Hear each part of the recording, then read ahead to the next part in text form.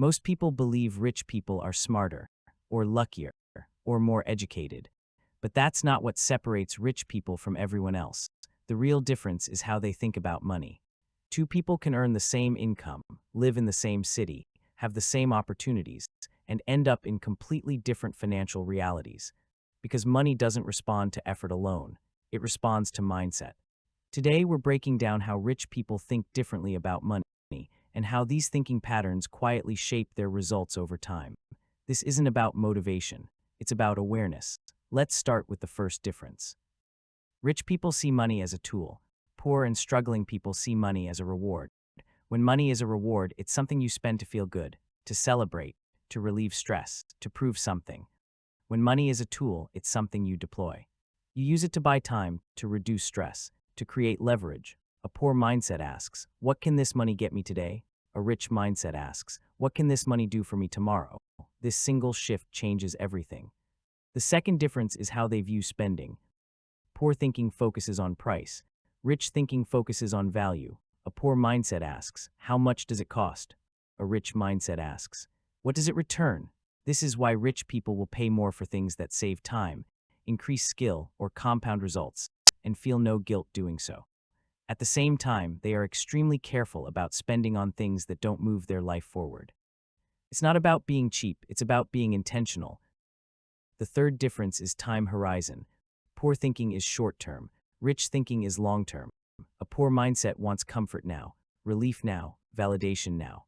A rich mindset delays gratification almost automatically, not because it's easy, but because they understand something most people ignore. Short-term comfort creates long-term pain.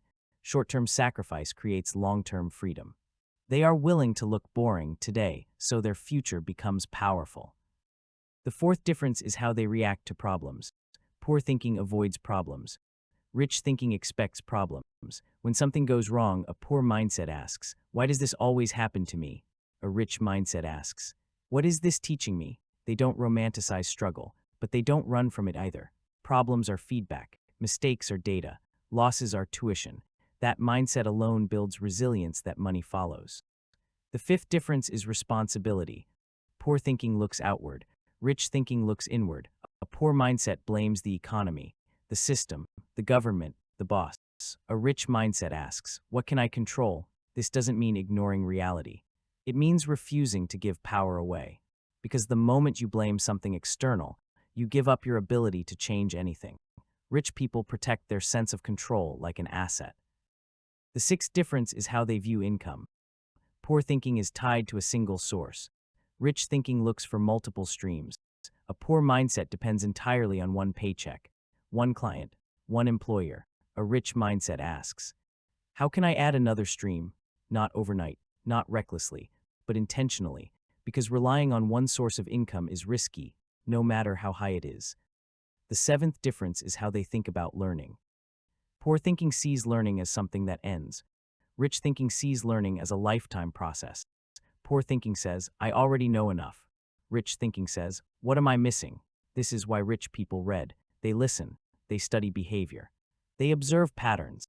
They don't assume they're the smartest person in the room. And because of that, they keep growing. The eighth difference is emotional control. Poor thinking lets emotions drive money decisions. Rich thinking builds systems to protect against emotions.